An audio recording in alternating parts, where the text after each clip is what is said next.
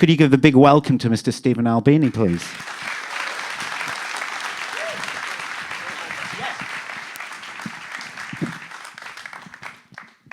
Hello. So, welcome. For those people who don't know you, could you give us your elevator pitch, your job interview pitch? Because we're currently interviewing for an audio lecture at the moment. I am 53 years old, and I've earned every minute of it.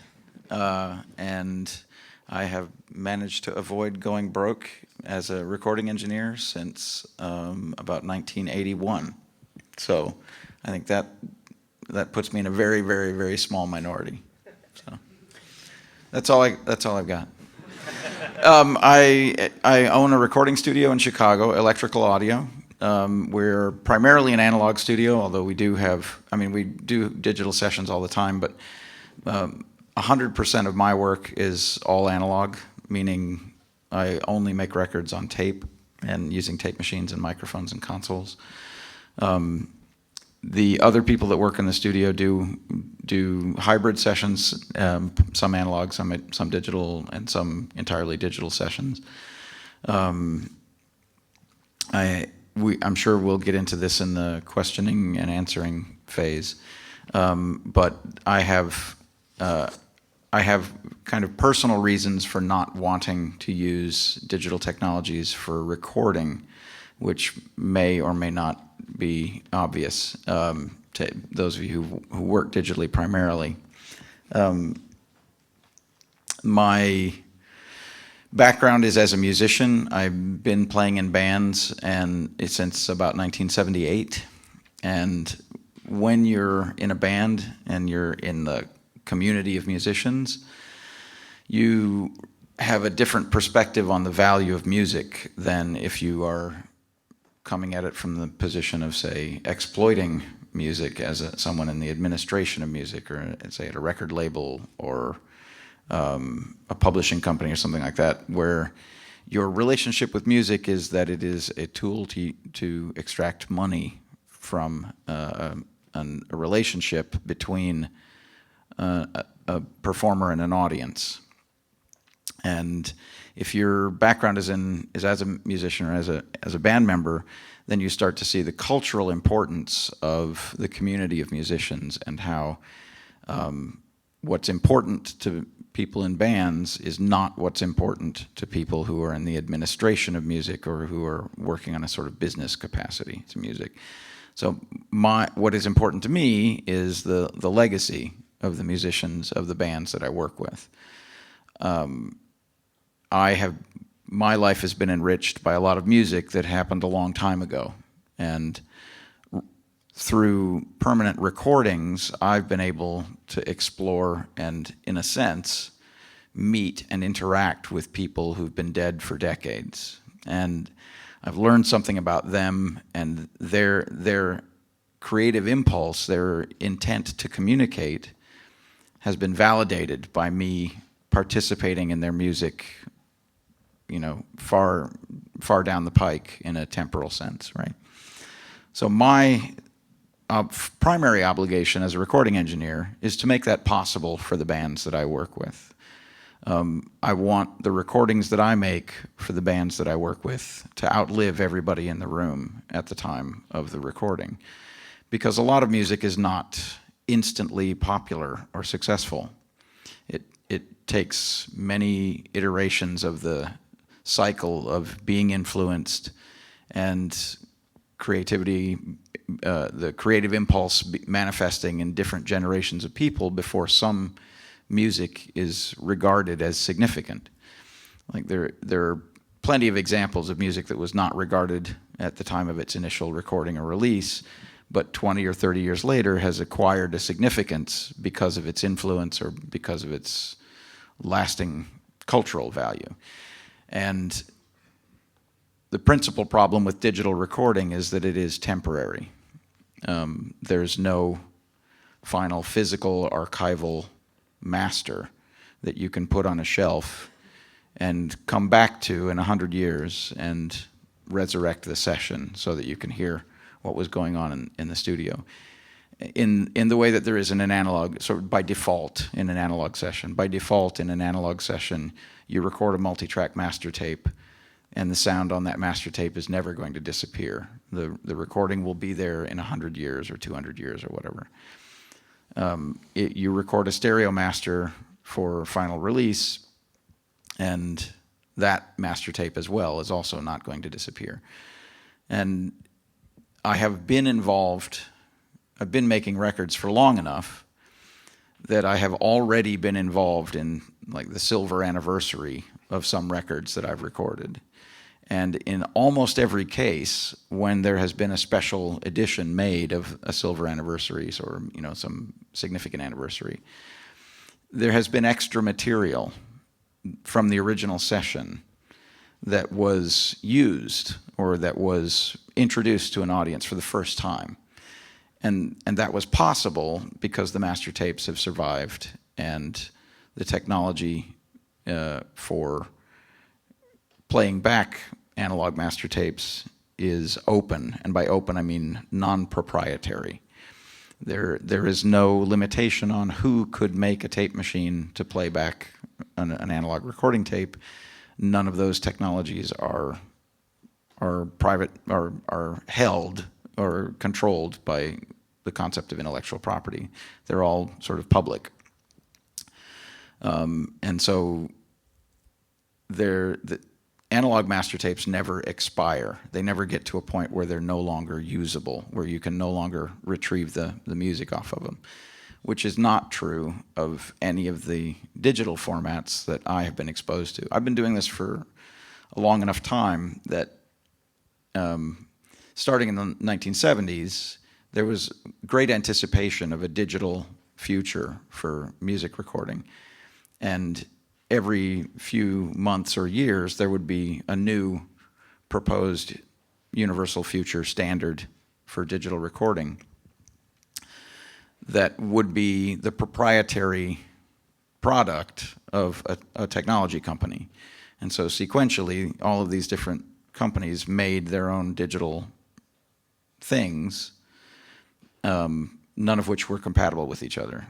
And then, of course, all of those products expired as technology marched on, and all of those digital recordings then became unplayable, and all of that equipment ended up becoming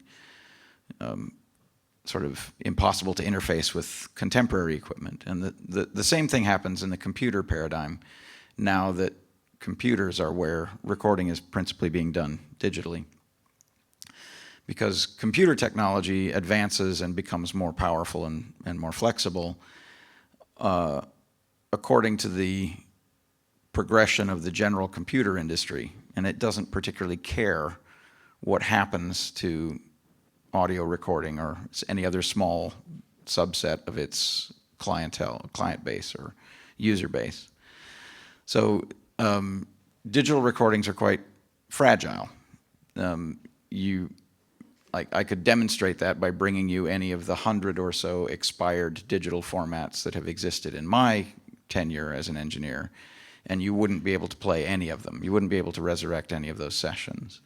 And it's not uncommon now, as records that were recorded in this developmental phase of digital recording come upon these significant anniversaries, that there is no way to present any of the lost or previously unheard material because the digital sessions have essentially expired and there's no way to present that material.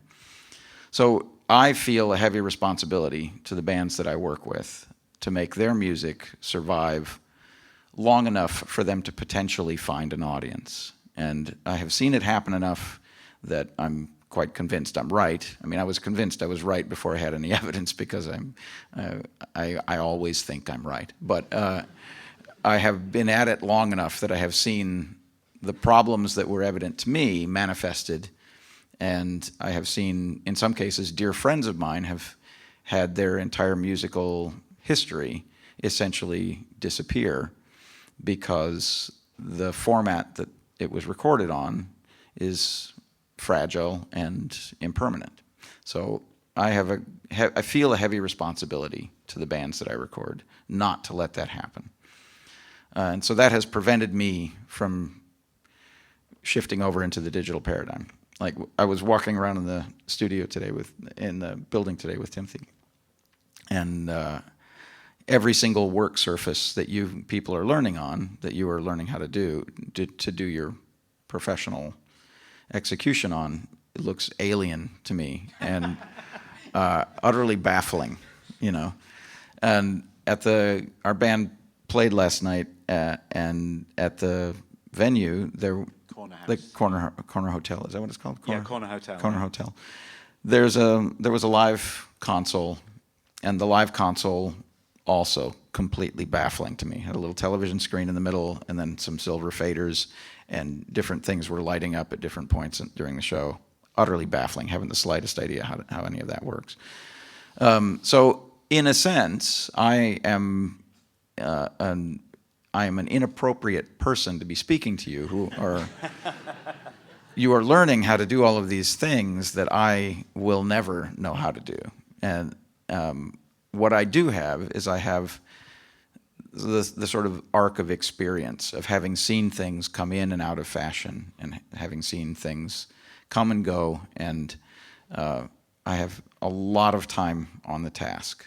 You know, I've made a bajillion records, and I have whatever problems you encounter in your sessions, I guarantee you I have encountered those problems. And if I don't have a solution, I can at least tell you how hard it will be to find a solution. So, what we'll do, we'll take some questions later on, but could you give us an idea that when you meet a band, what would your workflow be? I'm really interested that you keep saying engineer, and we keep calling you producer, and you kind of eschew that title of producer. Why is that? Why are you an engineer, and what's kind of your workflow when you meet a band?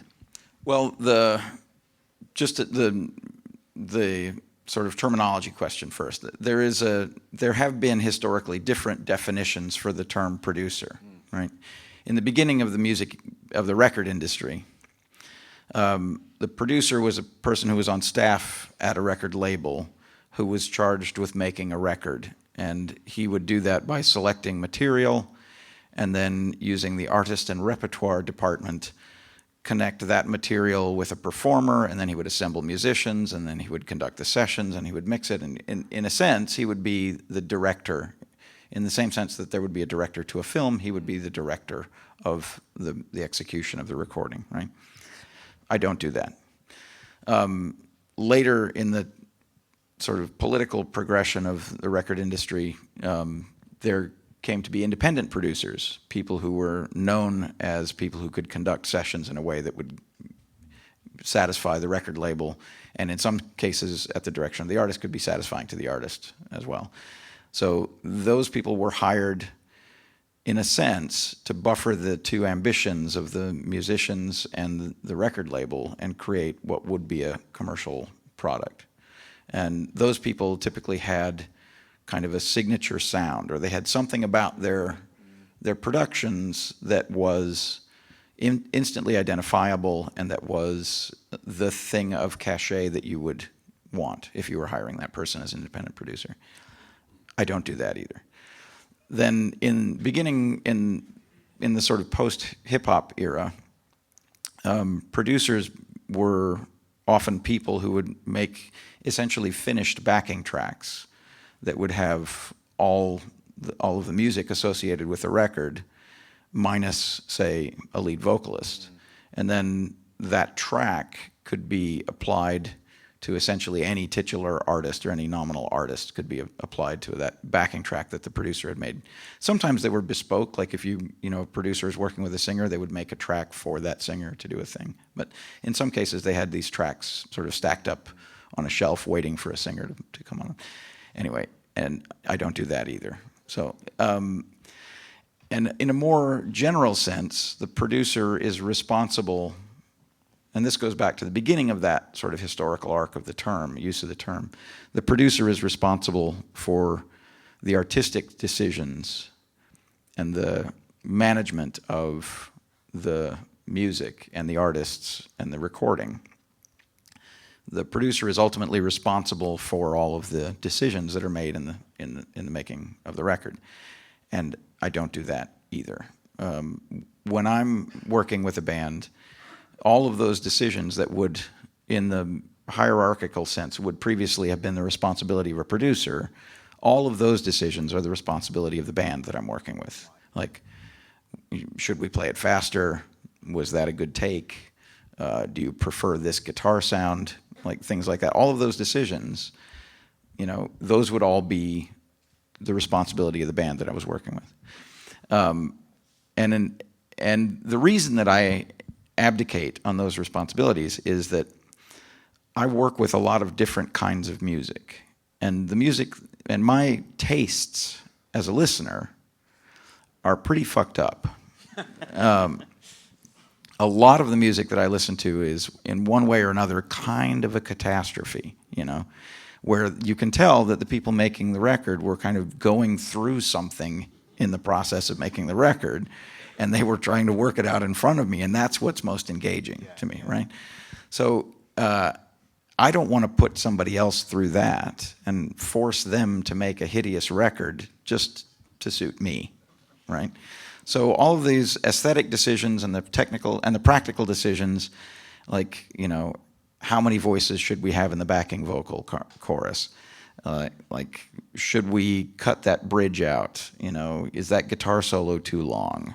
Like, all of those decisions, all those artistic decisions, are none of my business. You know, I see my role as executing the technical aspect of the recording.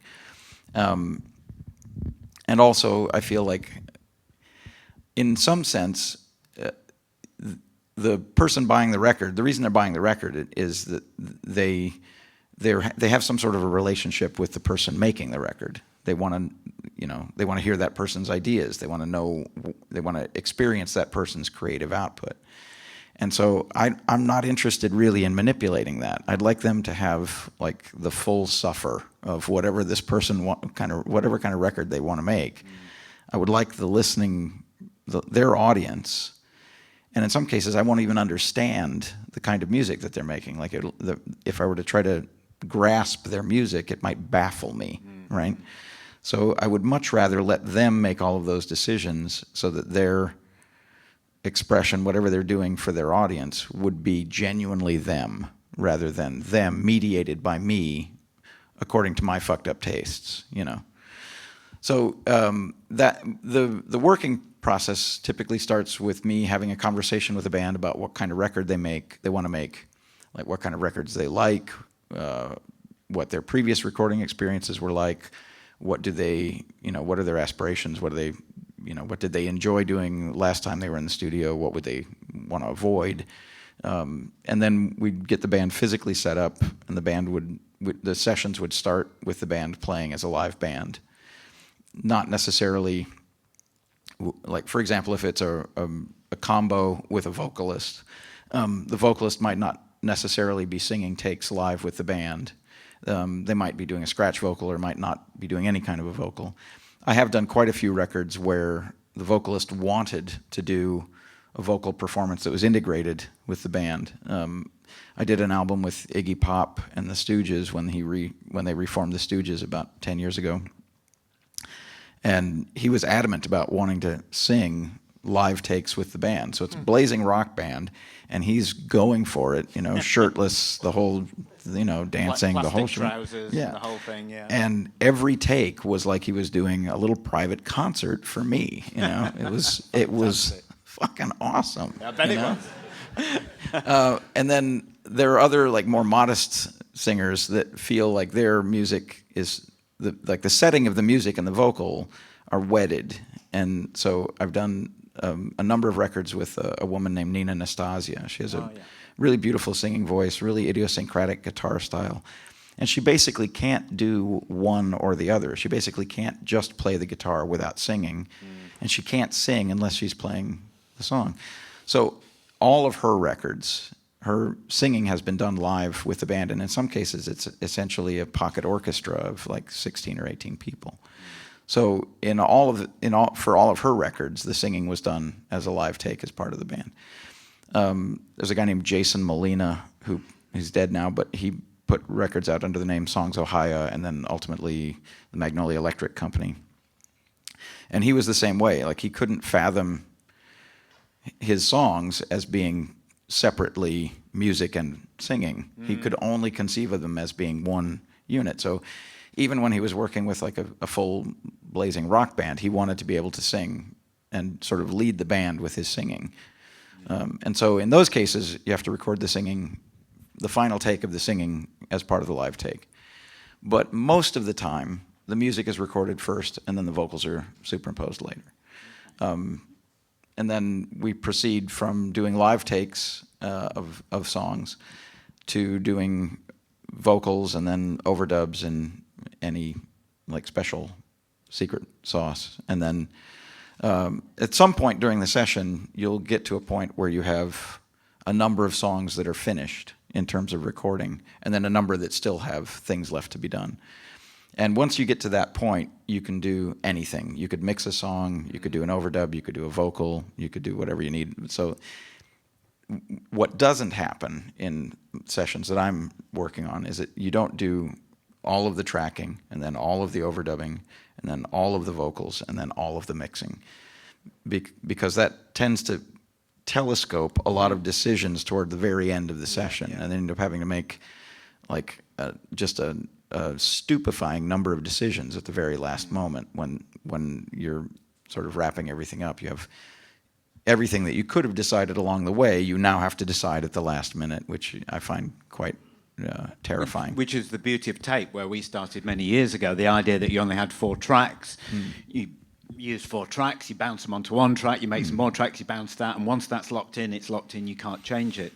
I mean, we're interested here that you kind of get into this notion of hyper-reality. You're making this thing that isn't real. It's a cut and paste job. Now, I guess what you're advocating here is we avoid that. Well, I think that's an aesthetic. That's fine. I don't have an objection to doing things that way.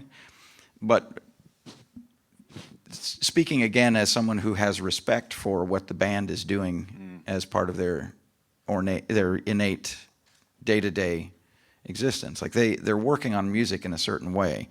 Every day they go into the rehearsal room, they play their songs in a certain way. Every time they go on stage, they play in a certain way. I don't feel like it's my job when they come into the studio to tell them that they're doing it wrong and they have to stop all of that and do it my way. You know, I feel like the best starting point is normal, like, or using a slightly more abstract term, naturalistic. You know, I feel like if you start from a position of abstraction, if you start by saying, oh no, we're not going to do things the way you always do, we're going to do things in a different way that makes you uncomfortable and where you can't hear the results but you have to imagine them, then I find it hard to imagine that could get to a naturalistic result if that was the desired effect. Whereas if you start from a position of normal, natural process, you can very easily stylize it from there. Like if you want to replace the rhythm section of a live take, you can. That's easy. But if you don't have a live rhythm take, you can't synthesize one later because it's a factual impossibility that people have not played together, so it won't sound as though they have played together. So I think starting from a position of minimal interference with the band's normal procedure and carrying on with some respect for what the band has brought into the studio in the first place, I feel like that's the least I can offer them, you know, kind of a Hippocratic perspective of, if your song sounded great the last time you played it on stage, it should sound that good when you play it in the studio. You don't have to trust me that it's, you know, you don't have to, you know, trust me that at the end we're going to synthesize that experience. You can just go ahead and play it the way you always do every day, and then you can, you know, have your familiar experience in the studio, but in the studio. Now, in that little discussion, the word that kept coming up was vocals, vocals, vocals. How do I go about capturing those perfect vocal takes? In my experience, vocalists that are confident and that enjoy the sound of their own voice are very easy to record. People who have been pressed into service as a vocalist in a band where there was a kind of a, well, somebody has to sing, you know. or people who come from a tradition of, or who have an expectation that the vocals will be presented in a very stylized manner. Those vocal sessions are the most difficult ones, because it's not the case that somebody can just knock it out and be happy with it.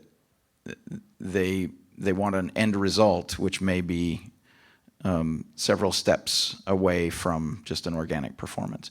So the thing to do is to have a conversation with the vocalist and make sure that you understand what kind of sound they're shooting for, what records do they like, who are the people that they emulate in their singing style, and in some cases, like, people don't want to cop to that sort of stuff. So they won't just come out and say, "Yeah, I'm basically imitating Dylan and everything," or I'm basically imitating, a certain vocalist or whatever. But you listen to their stuff and you can discern what they're trying to do, and then you just try to avoid putting up procedural obstacles. I've noticed that a lot of people spend a lot of time on the talkback, like coaching vocalists, giving them, like, can you go up at the end of that line? Can you hang on to that syllable a little bit more? Can you wibble your voice a little more in that? Like, it doesn't sound very intense. Can you make it a little more? All that sort of stuff is turning the vocalist into a kind of a synthesizer, and kind of a vocal synthesizer, and you're wibbling the knobs through the talkback. And I tend not to do that. I tend to let the vocalist try to do it, to do a take the way they've always done it, the way they imagine it, and then have a conversation with them about what they feel isn't right, and then let them direct themselves into doing it better. I do think the headphone mixes and stuff like that are important. I've run into a number of instances where if someone is just singing open in the room, their pitch is fantastic and they have good control of their voice. But when they're listening to a compressed version of their vocal on the headphones, they lose all of their ability to modulate the intensity of their voice, because they're losing the organic cues that they hear singing naturally. So I found that whether you're compressing the vocal to tape or to the recording or not, I found that for people like that, they often sing better if you send them a raw feed from the microphone for their headphones, rather than the processed signal that's being recorded. Because the processed signal is taking away a lot of the cues that they normally have regarding their vocal dynamics and things like that. So that's a little trick, I suppose. Another thing is that when you're speaking normally or singing normally, a lot of what you hear as your own voice is the resonance of your skull and your sinuses and the bone conduction. And when you put headphones on, you remove the outside acoustic information, but you still have all of that bone conduction. And then the signal is reinserted into your ears, and there can often be a latency or a phase difference between the signal that's coming into your ears and the organic signal that's coming through your sinuses and through your bone conduction. So I found that experimenting with flipping the polarity of the headphone send can make a big difference for some people, because then it will reinforce the natural sound of their voice inside their head, and it won't sound as though their voice is sort of in this separated thing sticking in their ears. Everyone's busy writing that one down, as you were saying. They've all got the notebooks out. Still on vocals, you've talked very much about the ephemeral stuff. Do you have like a favorite microphone that I've got to use a 1947 UB blah blah blah? I mean, the great vocal microphones, the microphones that you see in all the pictures of all the great singers, those are great vocal microphones, and they've proven themselves over time. So if you can find a good condition C12 or U47 or an RCA 44 or an RCA 77, like, those are fantastic vocal microphones, and they have proven themselves in battle. You've heard a million records with those on them, and they sound great, right? It's rare that you run into one of those microphones. At our studio, we have a massive collection of microphones, several hundred microphones, and it's not the case that I can pick one microphone to use on every vocalist. it isn't unusual to put up 2 or 3 vocal microphones and let the vocalist hear his own voice or her own voice on them and make a decision. And in some cases, I'll be listening as in the control room, and I'll think, well, that sounds great. That sounds really sweet, and it sounds really good. And then when the vocalist gets a chance to pick, they'll pick a microphone that sounds quite different because it's more in tune with their conception of their singing. And I think it's always important in my mind to honor those kinds of decisions. Like if a vocalist hears himself or herself and says, well, that doesn't sound like me, but that does sound like me, then I'll choose that one 100% of the time, even if it doesn't suit me, even if I don't think it sounds good. I did a record with a punk band, maybe 10, 15 years ago, and the vocalist had done sort of hobby recordings of his own singing. And when it came time to record the vocals, he said, okay, I want to sing through my guitar amplifier, and I want to record it with an SM57 poked through the bottom of a red Solo cup. You know what a Solo cup is? Yeah. Like the disposable beer cups. Yeah. And I thought, well, that's an odd first step, But he said, yeah, I did it that way for this session a long time ago, and I've been doing it that way ever since, and I love it. Yeah. I was like, all right then. So that's what we did. We had him. He sang through. He had handheld a microphone, sang through his guitar amplifier, put an SM57 through the ass end of a red Solo cup, put it on a mic stand in front of the amplifier. To my ears, it sounded brittle and shrill and horrid, and really unpleasant. It was very difficult to balance with the music because it was such a piercing sound, right? When he came in the control room and listened to it, he clapped his hands like, that's perfect. He's paying the money. He's right. Well, yeah. It's not so much that he's like paying for it. It's that he has experience. Yeah. It's his voice. He hears it every day. He knows what he likes. It's none of my business to try to talk him out of what he likes, And if he's going to resonate, there might be some kid in his audience that hears that, and that's one of the things that animates that music for that kid. And if I burnished that down and got rid of that, then I would have, cheated that kid and this singer from having that relationship, from having that interaction. And that's the whole fucking point. That's the whole reason that he bothers doing it, is because there's this innate urge to create and communicate. And if my aesthetics are too wimpy to suffer what he wants to organically do, that's my problem. It's not his problem. Have you been in the position where someone's been looking for that magic bullet? They've been looking for the Steve Albini magic fingerprint thing, and then they've turned around and went, wow, that was awesome, man. That's what we needed. Or the other end of the spectrum where they went, I thought you could do a better job than that. I've blown sessions like everybody else, yeah. But as far as like the specific magic sound is concerned, that's all the stuff you discern from the conversation that you have at the beginning of the session. Like, if you've hired me to do your record, why did you hire me? Are there particular records I've done that you like, where you think the aesthetic would suit your band, or was it just that we were available on Wednesday?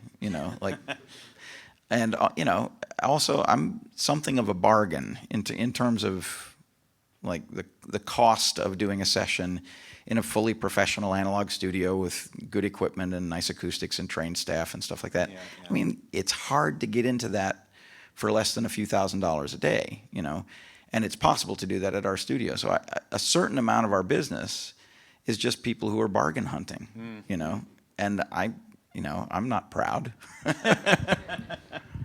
Okay. My boss, Gareth Parton down there, he's my boss, he reckons that you have a Steve Albini sound, specifically around the drums and stuff. What would you say to Gareth to answer that? Well, I can tell you that there was a shift in aesthetics. Bands whose principal experience is playing live typically identify with the live sound of their band. That is a slightly ambient sound, the sound of the band playing in the room. And when I started making records in the 1980s, the production style in the sort of mainstream, the professional studio business, was very stylized, very dry. In a lot of cases, drummers were not allowed to play on records. They were replaced by drum machines. There was a lot of synthetic reverb that was all like very Spielbergian and beyond, you know, beyond the natural experience, right? And then starting with punk rock and carrying on from there, bands were much more interested in an organic sound.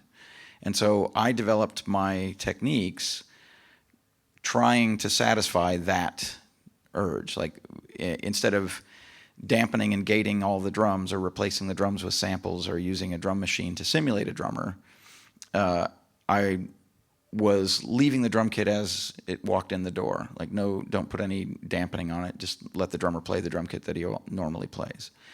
Instead of deadening the drums in a dead room so that you hear just the sound of the individual drums and not the contribution of the room, I was recording the room sound in addition to the close sound, so that the drummer could hear on the record the way that the drum sounded when he played them in the room. And so that was the beginning of that aesthetic. If I have any, like the signature sound that you're describing, is, I think, boils down to the aesthetic of the scene that I was in at the time, the punk scene and the post-punk rock band scene, bands wanting a more naturalistic presentation. And so where I had the opportunity, when I was working in a room that had decent ambience, decent acoustics, I was always trying to utilize, or at least have the option of utilizing the ambient room sound. You know, and so that became a big part of a lot of the records that I worked on, where when you heard the drums, it didn't sound like a stylized studio recording or like a digital simulacrum of a drum kit. It sounded, you're trying to emulate or recreate the sense memory of hearing the drums playing in the room. And the same with the guitars and the bass. Instead of having 30 layers of guitar playing a guitar part to try to evoke some sense of awesome massiveness, you just have a guitar player playing his guitar in a room that's flattering. And it worked out that suited the people that I was working with at a time when there was a change in the sort of overall aesthetic of the music scene, where people were becoming sensitized to that again, having lived through the sort of Wang Chung era, in the 80s. People were responding to, they were reacting against that and responding well toward a more naturalistic, more sort of organic rock band sound. So a lot of my client base came from that world. But then that aesthetic started to transfer over to all my other clients as well. Like I've done a dozen records with a country and western singer named Robbie Fulks, and his aesthetic is very similar to that. And the last few albums that he's done haven't even had drums on them. They've just been, acoustic ensembles. But the organic sound of the band playing in the room is a big part of his aesthetic as well. And then I've done records for electronic artists where their conception of their instrument or their music is precisely what comes out of their device without the contribution of the outside world, without anything else going to it. And working with those people is also, in a manner, paying respect to what their aesthetic is. So I don't try to simulate like an organic, naturalistic live sound when you're dealing with a source that's fundamentally electronic or fundamentally abstracted like that. So, and if a band came to me and said, we want that Steve Albini sound, I would be obliged to continue the conversation and ask them, which records that I've worked on were they responding to that they thought had that sound. Because, if someone is I've been in the studio for every one of those records, so to me, they all seem totally different, Like, I feel like it's been a total, like a brand new struggle every day. But if you're just listening to a handful of records that are all sort of idiomatically similar, it's quite easy to imagine that being one sound or one aesthetic. But I've done quite, like the acoustic records that I've worked on, like the records that are entirely acoustic material, like Robbie's stuff, a lot of the Nina Anastasia records, the Joanna Newsom records that I've done. That sound, the sound of those records, doesn't correlate particularly well with the hard rock sort of stuff or the heavy metal stuff or the punk stuff that I've done. But what they have in common is that the person playing the instrument feels like the recording is representative and isn't moved and abstracted away from what they hear every day. Does that answer your question, Gareth? Sort of. If what you're specifically asking about is the room sound on the drums, typically I try to record the drums in a lively room with nothing in it, empty the room out of all the baffles and chairs and crap and cabinets and stuff, and make the room as lively as possible. If it's a room that has a flattering acoustic, make it as lively as possible. Typically record close mics on the drums, a stereo pair to pick up the stereo sound of the cymbals in the top of the kit. Sometimes additional spot mics over the cymbals, sometimes not. Sometimes it's just a stereo pair in front of the drum kit. And then at a distance from the drums, out in the room, not necessarily in the far corner of the room, but maybe a third of the way or 2/3 of the way out into the room, I'll have an omnidirectional microphone on either side of the drum kit. And those microphones I'll often use a pre-delay of 18 to 30 milliseconds on those room mics. And this is a somewhat technical audience, so I can explain why. If you're sitting at the drums and you're playing the drums, and the sound leaves the drum kit and bounces off the far walls and comes back to you, the initial reflection from that will be at a time correlated with the distance, physical distance to the wall, and then back to you, that round trip. Like, so if the wall is, say, 20 feet away or 15 feet away, sound leaves the drum kit, goes out, hits that wall, turns around, comes back. So that might be a total round trip time of about 30 milliseconds or something like that. So when you're playing the drums, you're hearing a reflected sound that's approximately 30 milliseconds after your initial strokes. Now, if I put a microphone out in the room that's, say, 10, 15 feet away, and then play that microphone back with the close microphones in the control room, the acoustic delay between the drum kit and that ambient microphone is only going to be about 15 milliseconds.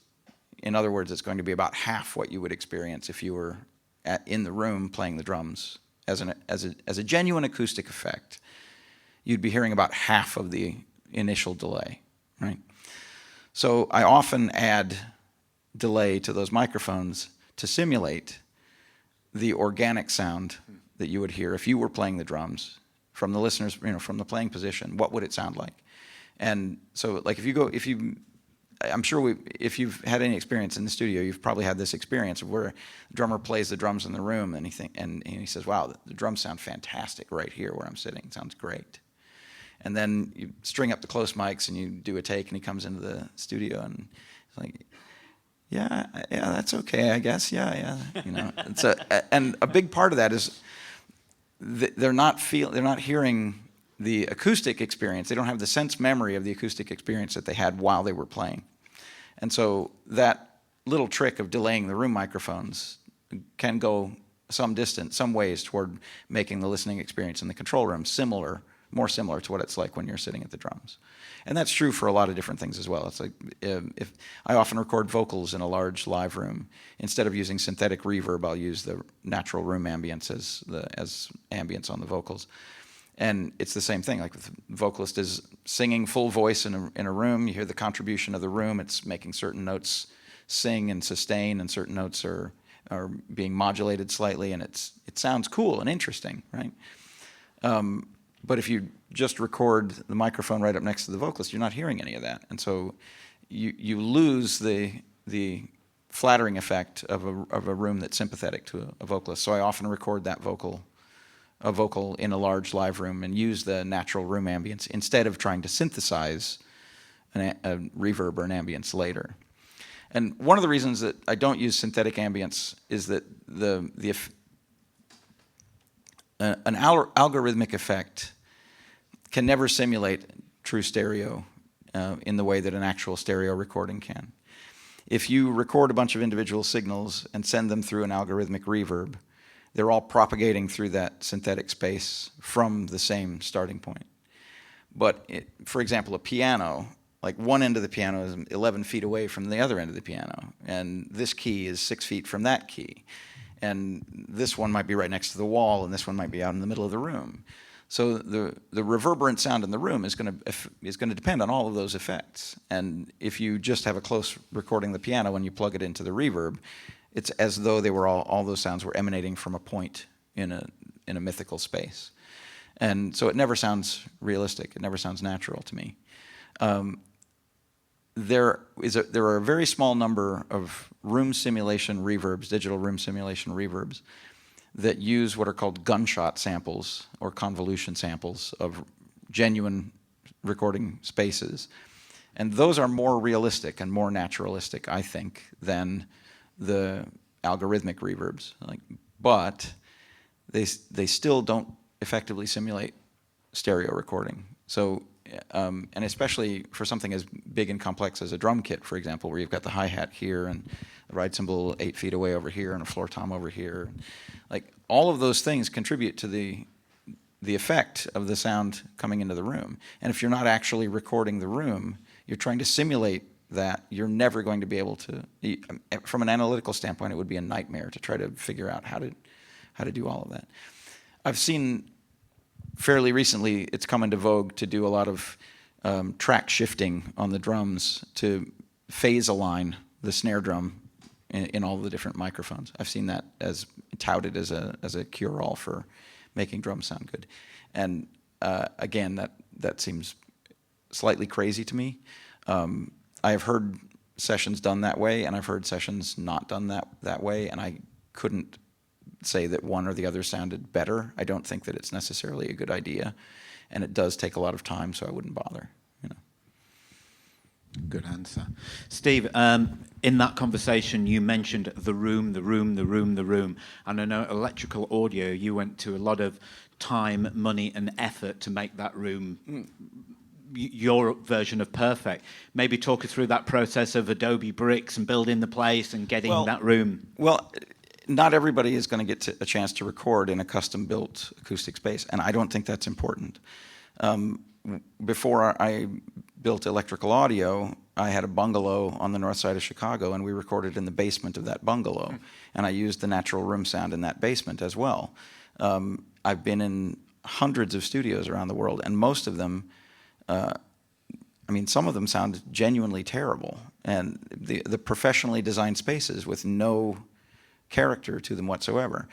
But in each of those places, there's probably a storage room or a cellar or a garage or an adjacent building or something like that, where the acoustics might be interesting. And it's quite common for me to use non-studio spaces when I'm in a recording studio because the acoustic character of them is more interesting than the controlled dead environment in the studio. I don't think it's important to work in a carefully acoustically controlled environment. It's nice to be in a professionally designed, flattering studio, but the bulk of recording these days is not being done in studios. The bulk of recording is now being done in sort of, bedrooms and rehearsal spaces and living spaces and lofts and that kind of stuff. And all of those places can have an interesting sound character. Some of my favorite recordings, I did a record for a Swedish band called The Souls, and they were recording in a studio in a small town called Vecchio in Sweden. And that studio had been famous in the 1970s for producing a lot of pop hits, a lot of Swedish pop hits. Beautiful Neve console, fantastic 16-track tape machine, lovely microphone collection, absolutely gutless acoustics, like completely dead. Every space in the place was like just where sound goes to die, Yeah. So, and that's fine for some things. Like if you want a very close-up, very photographic, intimate recording of something, that can be fine. But this was a band that wanted that sort of raucous, body bashing, sound. So there was a shed next to the studio where the local farmer would park his tractor. And the studio owner said, I asked the studio owner if it would be possible to use the shed, and he like went away and went and talked to the farmer for a while and came back and said, yeah, you can record in the shed. So we did the bulk of the band's recording in the shed next to this famous studio that had many hit records, you know. And I think it's always possible to make use of the ambience in the room. It's not necessary. In some cases, it sounds better without ambience, but it's always worth a listen. You know, it's always worth, if you walk around a room and clap and stomp and whistle, and if you find a spot where you think it sounds really cool and very engaging, and where you feel like the room is contributing some of the energy to the sound, that's a good starting point. That's a good spot to start. Like, okay, we'll stand here and we'll try singing there, you know, that kind of thing. I mean, I love all those old stories of Tom Dowd using stairwells and Jerry Wexler using, and even Martin Zero Hannett with Joy Division going out on the roof. So you've got no reverb and no reflection whatsoever. And you've got this state-of-the-art studio, and the poor drummers up on the roof on the rain playing drums. Okay, we've got the drums captured. We've got that natural Steve Albini sound. We get rid of the drummer. We come to the mix process. You're going to plug millions of gates and compressors in, and you're going to do all types of clever side chaining things, are you? Probably not. There's a very... I was playing devil's advocate there, by the way. Yeah. There is partly because I've been brought up through the analog tradition, and partly because it just suits my personality, I prefer to get things sounding satisfying before we move on. So in the initial setup of the session, on the first playback of the live take, you know, on the playback of the live take, it should sound basically like you want the record to sound. Yeah. You know, if you're not happy with that, if you're thinking, well, okay, we'll start with that, but that sucks. We'll deal with that later. Then that's going to be a problem, because you can't necessarily solve all of your problems after the fact. I'm a strong proponent of getting the basic sounds very satisfying and tuned in, and getting the bulk of the work done in the basic recording, and not leaving yourself a bunch of decisions to make later. I've noticed in some digital sessions that come into our studio that there ultimately are hundreds of tracks, and I've never had more than 24 tracks on. Well, I mean, there are very, very few instances where I've needed to fly in some extra stuff, but basically 24 tracks is an awful lot of tracks to deal with, you know. When you get up into the hundreds of tracks, then it's impossible to maintain focus and attention to all of them. So you end up just sloughing a bunch of stuff off and like just not dealing with it, you know. And I find that kind of an irresponsible attitude. So my experience is that in the analog tradition, where I learned my trade, the majority of your effort is spent in the recording process. That is, getting sounds right, getting performances right, making sure you have a good take, making sure everybody's physically comfortable, and making sure the performance kicks ass and it sounds awesome. The majority of the effort is spent in that phase.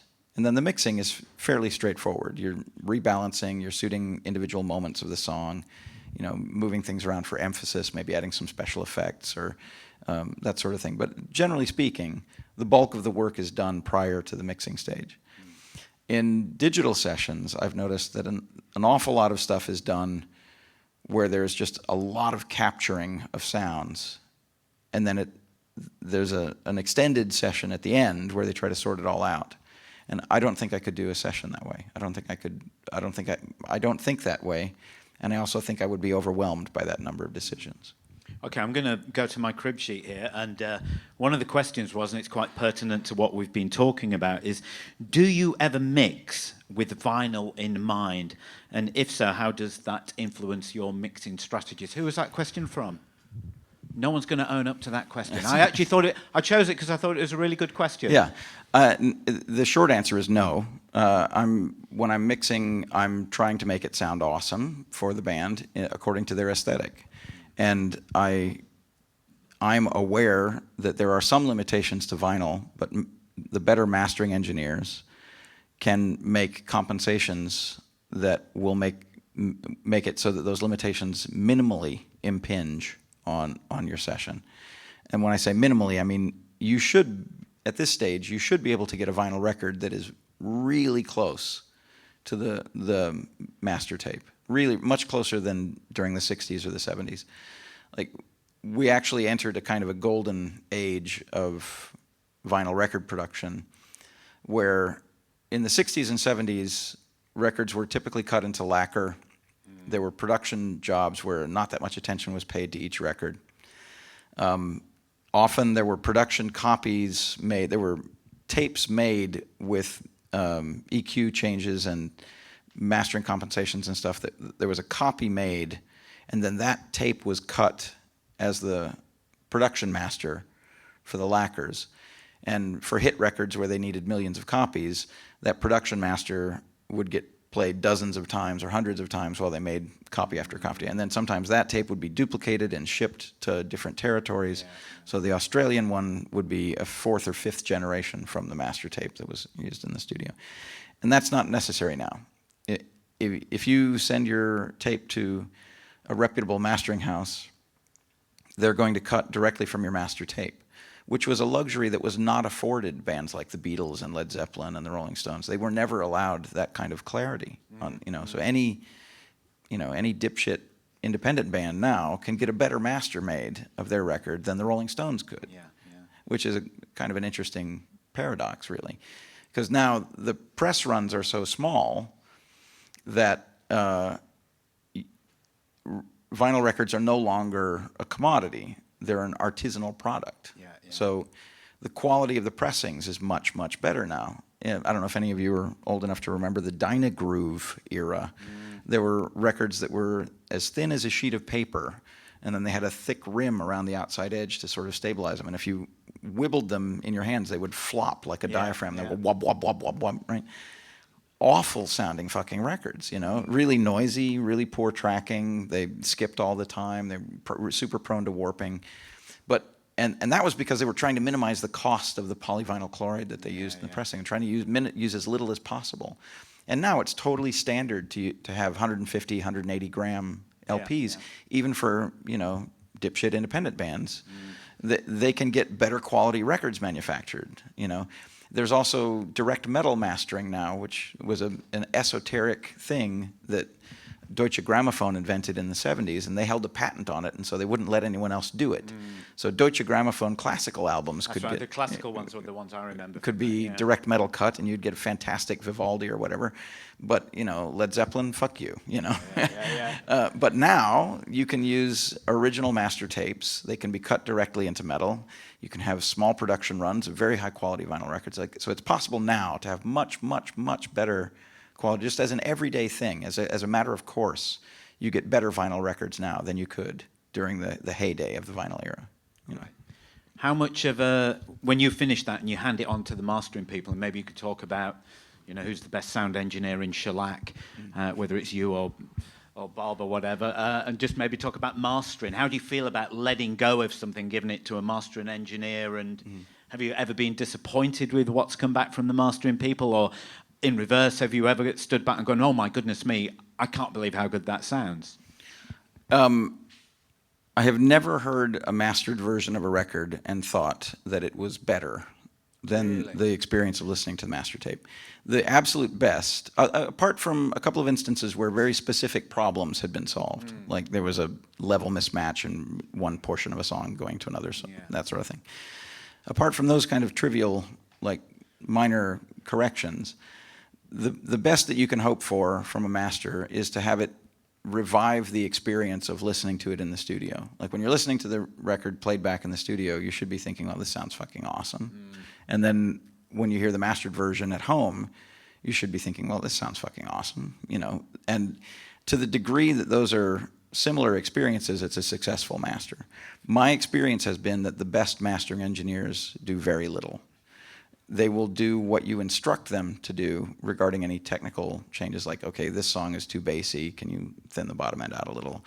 this song's a little dull, can you brighten it up a little? This song sounds a little too quiet coming out of that song, can you boost it up a little? Like they will do those directed changes and do them in a way that where they're not obtrusive, but they don't fuck with the sound too much. Yeah. And whenever a mastering engineer is trying to impress his client by how awesome he can make their master sound, that there's a presumption there that you got it wrong in the studio, and that the mastering engineer is going to straighten it all out for you. Solve it, yeah. And that kind of hubris I find really unflattering. And in my experience, the best mastering engineers have the same respect for the master tape that comes into their studio as the sort of respect that I have for the music that the band brings in with them into the recording studio. I don't want to meddle with that unless I'm told to meddle with it.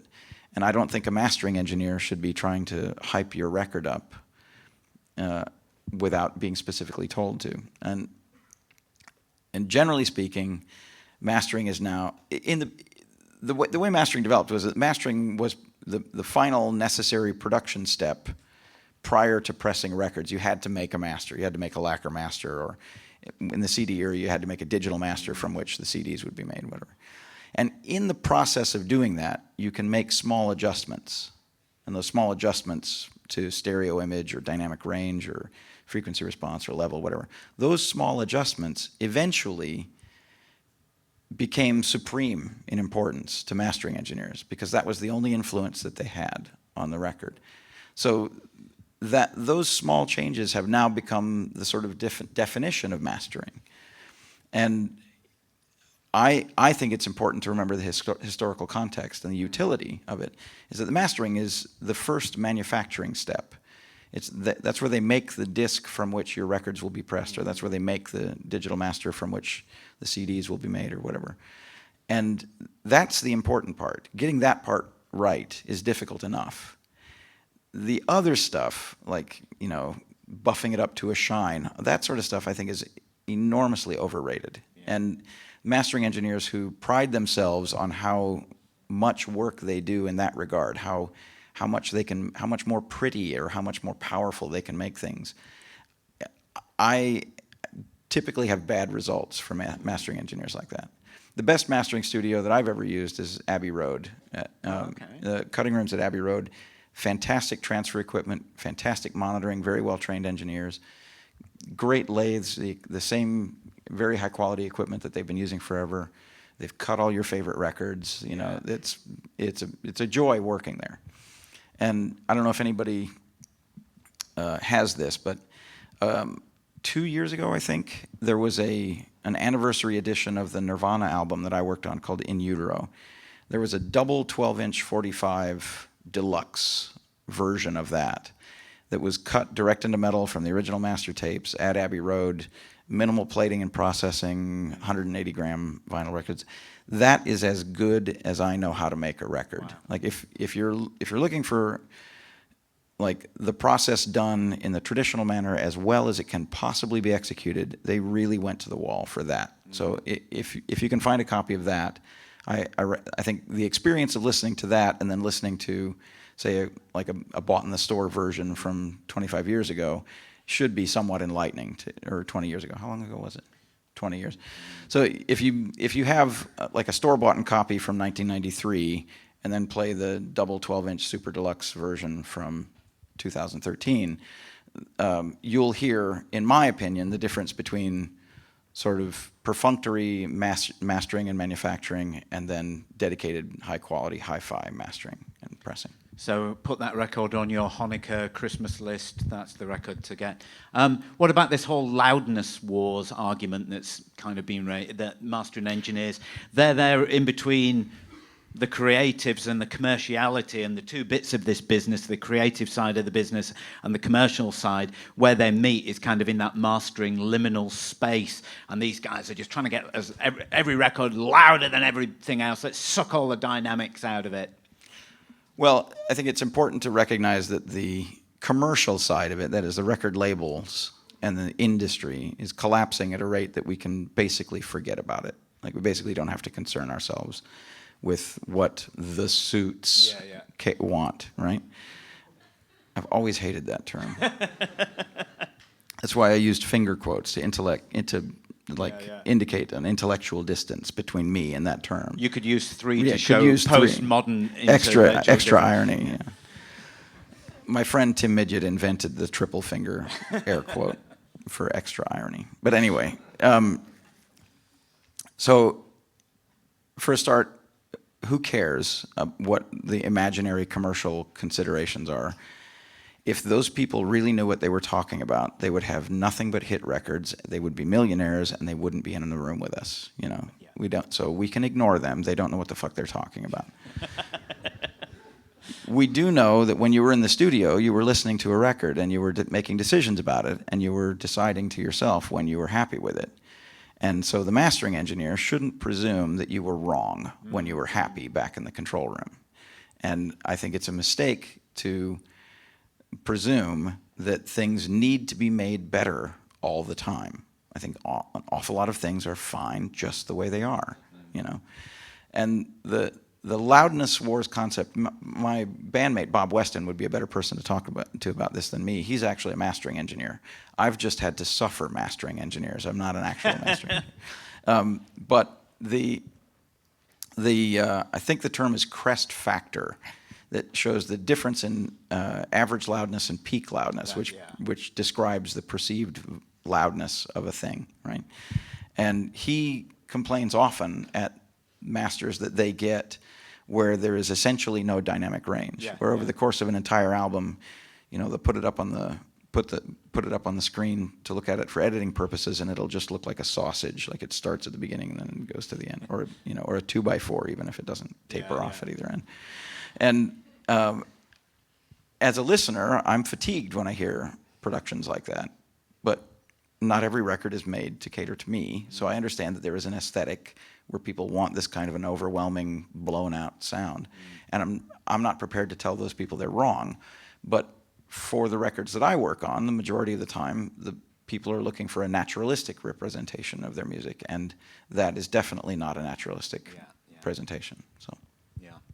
No, we've lots of discussions here. You've seen all the equipment we've got. I think we're very well equipped about how much we should compress stuff and, you know, lay off. I mean, as young, early career professionals, everyone's here, tries every method, you know, and they're searching for the thing.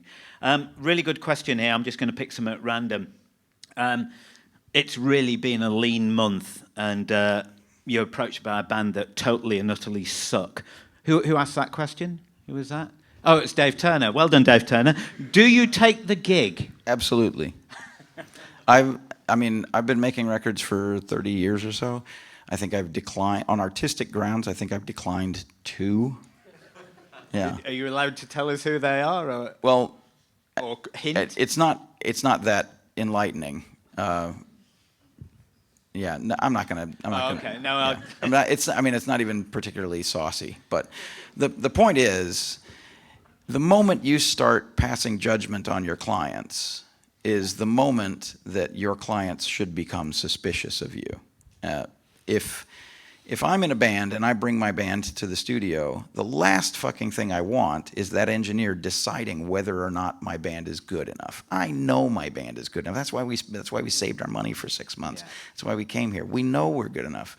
You don't get an opinion on my band. I think you go to the barber and you tell the barber what kind of haircut you want. He is not in a position to tell you you're wrong. Yeah, you've got to have dreadlocks. No, I don't want them. Yeah. Right. And I think we are in a service industry. The musicians, the community of musicians needs people to record them. And that's what we're there for. We're not there to imprint our artistic statement on the world. We're not there to fire our rockets in the air. We are there to enable people who are doing the hard work of hauling their asses up and down the country, playing 100 shows a year, of saving their fucking money to buy a new amplifier because the old one took a shit on them, of hauling their gear up and down the stairs, of practicing, of putting up with the fucking drummer's brother again and again and again and again. They're doing the hard part, right? The least we can do is let them make the kind of record they want to make. Yeah. And it doesn't fucking matter if you like it or not. And I will go as far as to say, that I think it's rude to form an opinion about whether you like or don't like a band's music when they're in the studio. And I'll explain in giving you two cases. First band comes in the studio. I really like their music. I get super into it. I get sort of emotionally attached to it. I go above and beyond. You know, I work through dinner. I like bust my hump. Like, you know, I throw in a few extra hours of studio time. I throw in some materials. You know, like I buy him a case of beer. You know, what an incredible experience that was. I'm going to be a part of this thing. You know, that's it. So right. Next band comes in. They play a kind of music that I don't like. And then I don't do all of those things. And then I don't go the extra mile for that band. Then those two bands have paid for the same, presumably, competent experience in the studio, and they didn't both get it. Only one of them got a fair shake. Like, I feel like passing judgment on your clients is fundamentally wrong. I've described it this way before, and I like the analogy, so I'm going to use it again. You have to be like a gynecologist, right? Yeah. You have to have a professional relationship with the vagina. You're not supposed to be getting turned on by it. You're not supposed to be thinking, "Oh, I'm not going in there." It's none of your business, right? And it's genuinely none of your business what kind of music your clients want to make. And I feel like the more the technical staff, like the engineers and the producers, and the more people like that want to meddle with that stuff, the more dilute the experience that band has is, and the more dilute the relationship they have with their audience is, because their audience is no longer hearing what they're doing. Their audience is now hearing a kind of a moderated or curated version of what that band is doing, and also, like, I'm going to be wrong a lot of the time. I did a record for a band that was, at the time, was kind of famous in America. They were called Bush. It was their second album. Their first album had been hugely successful. It was doing their second album. And there was this song that they kept coming back to again and again in this session. And I thought it was a turkey. Like, just, you know, if I had an opinion about it, it would be like it was the weakest song of the batch, right?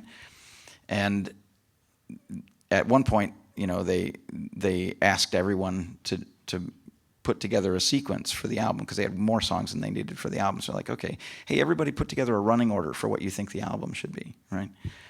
And they asked me to do one as well. I don't normally do things like that, but they asked me to do one, so I said, all right, whatever. And I tried to put together a sequence for an album that I thought would be satisfying, right? I left that song off because it was a piece of shit, right? Everybody else in the band had that song either starting side one or at the top of side one, right? Yeah. Really into that song. I was like, okay, all right, uncle, you know.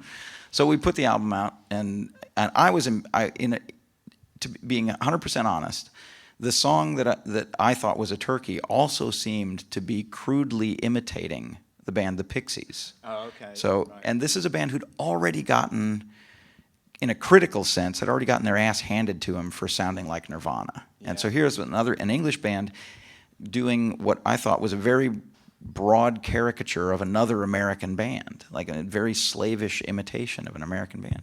I thought they were just going to get fucking murdered, you know, right? So this album comes out, the song comes out, it's the first single. The song that I thought was a piece of shit. First single. Goes straight to number one. It's their only number one single in their whole career. Two very successful albums. They only had one number one single, and that was it.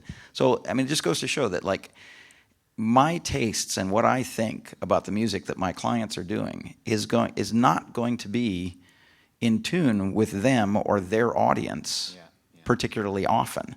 So it behooves me and everybody else to keep my fucking mouth shut, you know?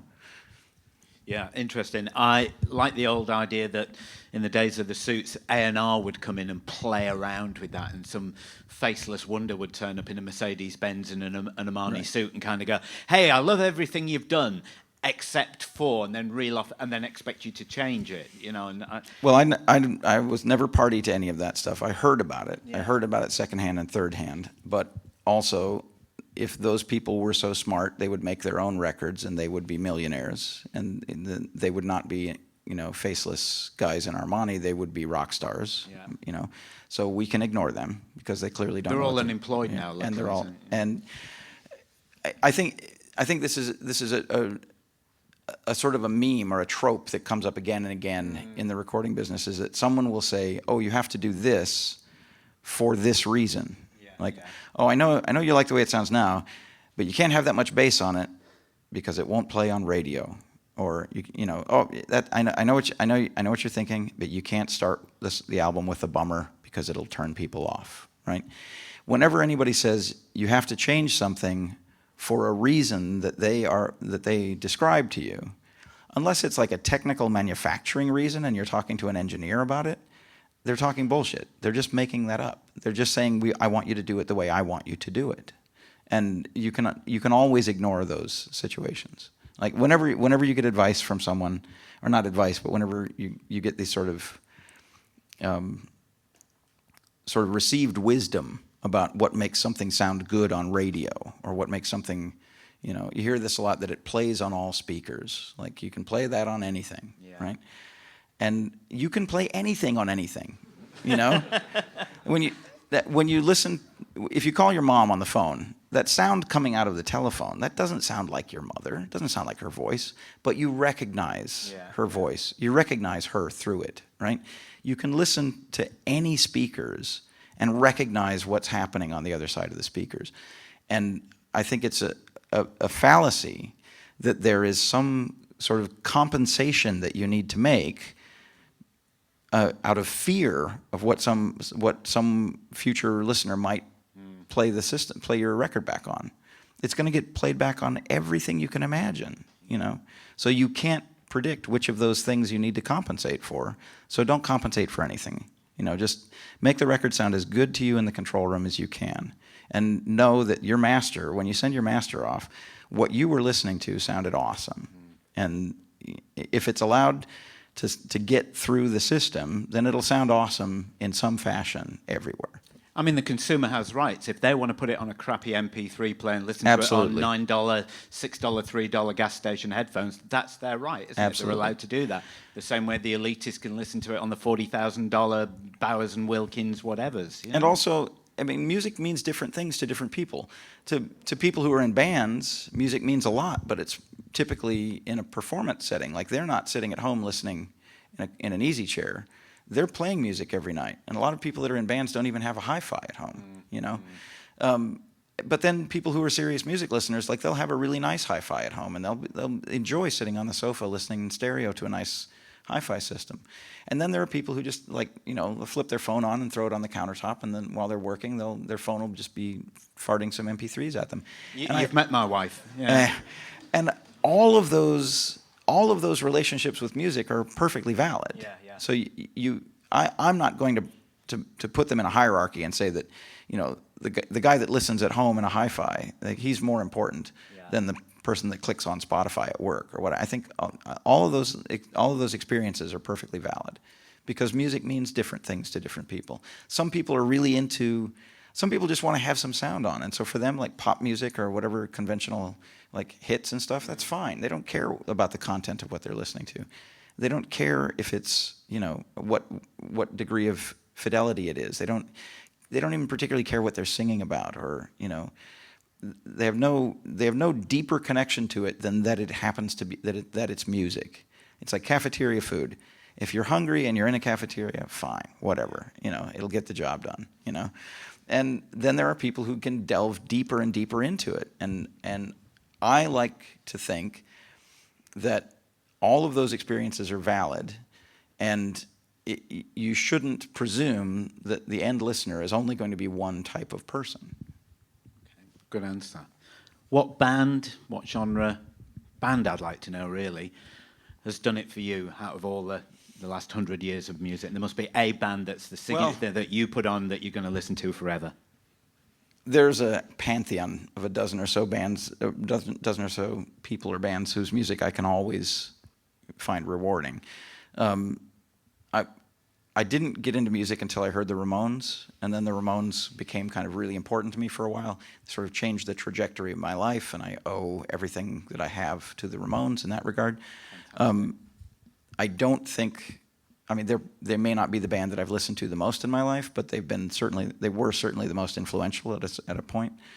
I genuinely love a couple of singers. I think Willie Nelson is an incredible singer. Yeah. He's just an evocative voice. His voice sounds so human and so like naked, and I love hearing him sing. Same with Bill Withers, a soul music singer. I mean, these are kind of personal things. Like certain eras of my life are sort of hung up on certain songs, and Bill Withers has got a couple of those. So, as far as like rock music is concerned, I'm never not satisfied by listening to a mid-period AC/DC album. You know, they were here 2 nights ago. Yeah, you know, that's what I heard. Did you get to see them? I was busy playing a show. Yeah, I should cross you out. Yeah. And you know, those are some of the best records ever made. You know, Neil Young and Crazy Horse made a half a dozen of the best records ever made. Yeah. ZZ Top. That's right. You know, if you're a recording engineer and you're interested in like the sort of progression of recording, if you listen to artists that sort of went from the pop music era in the early '60s through the hard rock and psychedelic and hard rock and heavy metal era, if you listen to people whose career sort of spanned that whole arc, you know, like Black Sabbath and Led Zeppelin and people like that, you hear like the pernicious influence of technology. When you get to a certain point, you hear like they had so many tracks to play with, yeah, that they just had so many extra guitars on there that the whole thing sounds just awful, you know. And then you hear also like the inventiveness of the early stuff where they had to make do with a small number of instruments, a small number of tracks and stuff. I find that just really fascinating. I really enjoy listening to that. The Beatles do that for me, regardless of the material, but just how you go about making that thing and sit in wonderment sometimes again. How did they make that with these tools? Yeah. And then we quite often go the opposite way here, that we have an infinite quality and good tools, yet we're not capable of making what it is we want to make. So what tips would you give to young people in this room that are trying to perfect their art? They're in this building for 2 years, you've seen the tools available to them, and they're all trying to work out a way of how to do it. What do they need to do? I still think that the most important thing is to understand the fundamentals of signal flow, of acoustics, the different technologies that are used in microphones and capturing sound, different methods of recording, different stereo techniques, different microphone techniques. Learn the basics of your equipment. And the way I did it was by having a very small number of microphones. I think I had 4 microphones when I first started. And because you only have 4, you're going to use them on everything. And you learn all of their capabilities, and you learn distinctly, very specifically, what things do.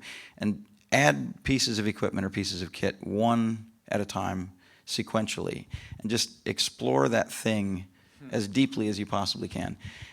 Now, I say that coming from this perspective of an analog engineer, where you buy a piece of equipment and you put it in the rack, or you buy a microphone and that's one thing. If you have a recording suite on your computer, that's going to have infinite drop-down menus full of each of those things being the equivalent of a piece of equipment on the rack. So I think it's difficult to give advice in a digital paradigm, because the digital systems are so complex that it's essentially impossible to become a virtuoso on it. It's essentially impossible to master every aspect of every option in even the simplest digital recording programs. So someone who's been, let's find like the #1 Pro Tools jockey on earth, like the guy who is like the absolute... He's here somewhere, I just can't remember where he is. Like the fucking Paganini of, Pro Tools. And I guarantee you I could find something in his system set up precisely the way he wants it. I could find some option on some menu somewhere and ask him what it does, and the best that he could do would be say, I could guess, like, Halo Glow. And I'd set to a default value of 65. I always use 65. What exactly is Halo?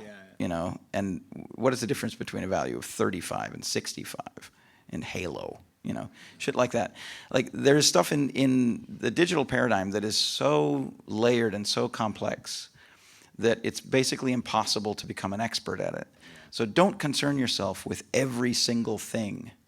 Get the basics right first, because you can always rely on those. If you can get a good sound in the room and you put up an appropriate microphone and you record it in a way that you're not doing any damage to it, then that may be all you need to do. And that could be the lion's share of the job.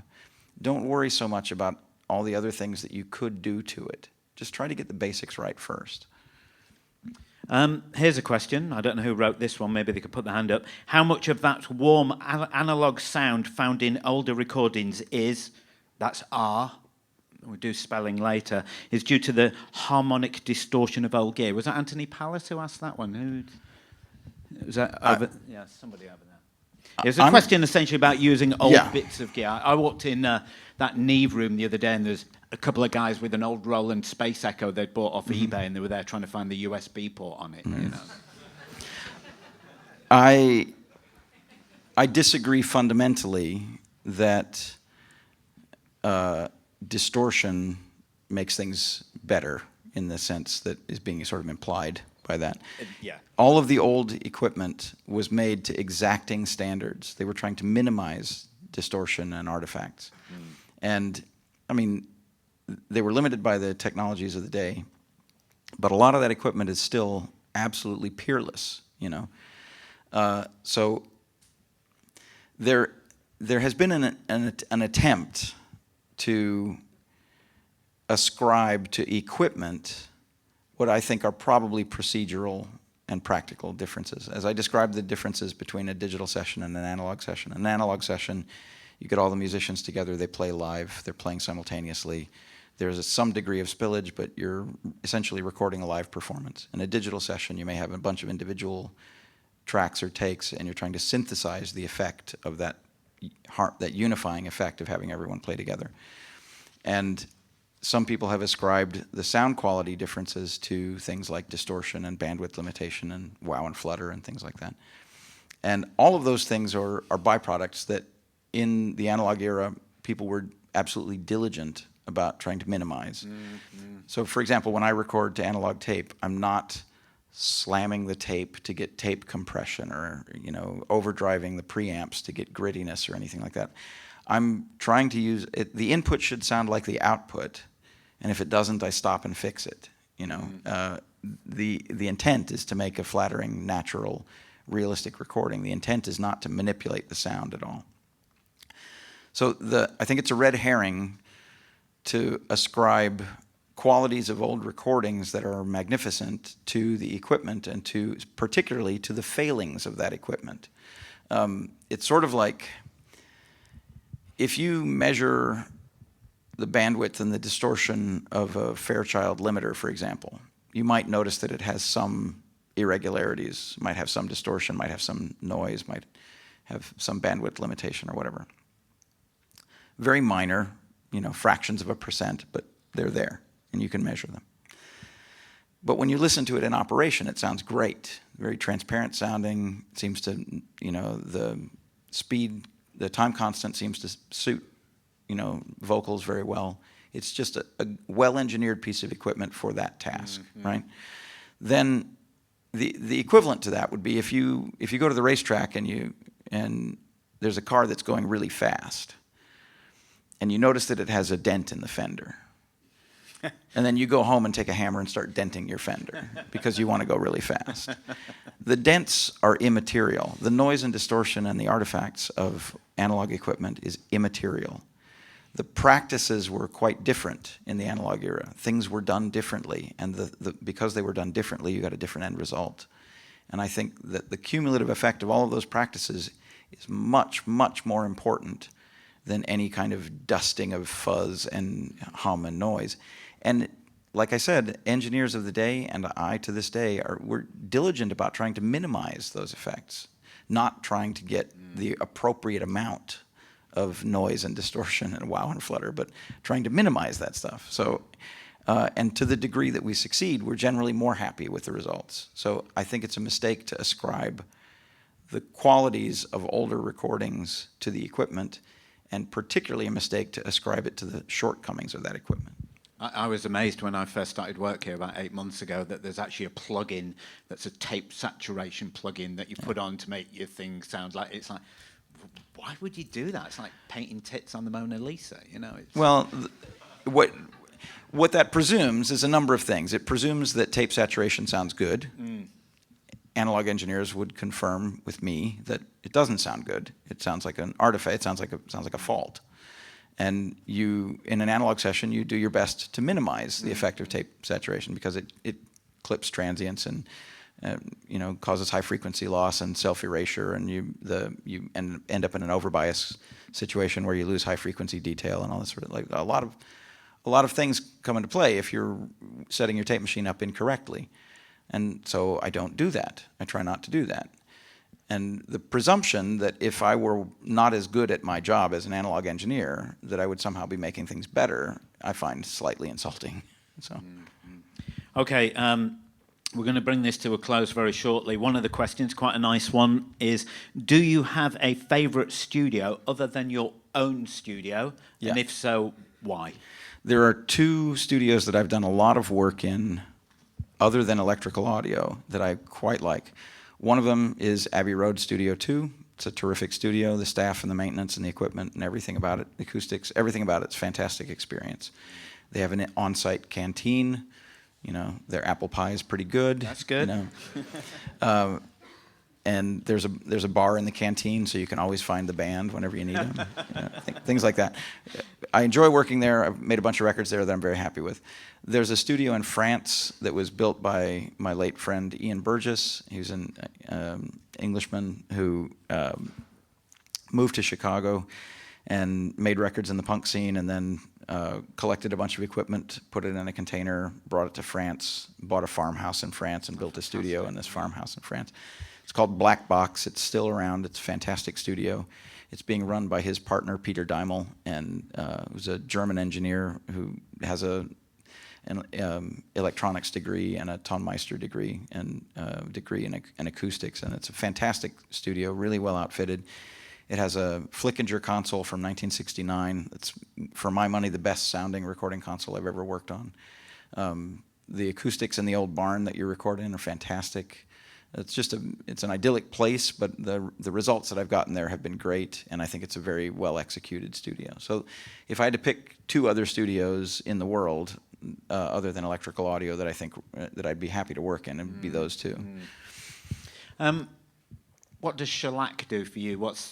Is that a chance to throw off the engineer thing and indulge in some music? And it's the same. I mean, I want to be in a band now for essentially the same reasons that I did when I was a teenager. Being in a band is awesome. You get absolutely. You get to write and play music with people that you like, and it's very satisfying to play music, especially when you get to, you know, travel and see the world and play in front of audiences, and you know it's enormously rewarding to do it. I've never tried to make it my profession. I've never tried to make a living at it, and I think that's one reason that I have been able to be as fond of it as I am. It's a passion project. Yeah. Project's good. In the same way that, like, we all know somebody who's like really hung up on snowboarding or fly tying or whatever, or whatever it is. There's this thing that animates them, that gives them a reason to keep going. You know, it could be Magic the Gathering. I don't know what it is. Whatever it is, it's like there's a thing that they get really, or it's Hearthstone now, isn't it? It's not Magic the Gathering anymore. So like whatever it is, there's a thing that really turns them on, and very, very, very small number of people can make that their profession. You know, and that doesn't cheapen the effect of doing it because you're really into it. You know, so I've always tried to keep the band in that place in my life where I'm not relying on it for, you know, knocking out rent. It's the thing that we do that satisfies the creative impulse and makes us feel like when you're in a band, you feel like you're fucking awesome, you know? There's a real buzz about it. I had a quick look on the internet before we sat down. Everyone's so excited about it, and it's good to see that you're still passionate about that as well. Okay, we're going to do maybe a couple of questions from the floor if anyone's got one. Can I just preface this? Steve, yeah. I love getting questions from people in the audience that have not been filtered through the administration, right? There are always at least one or two questions that people are kind of afraid to ask, either because they don't want to look dumb or because they think it might be inappropriate. Those are my favorite ones. There you go. So, Gentleman in the red hat.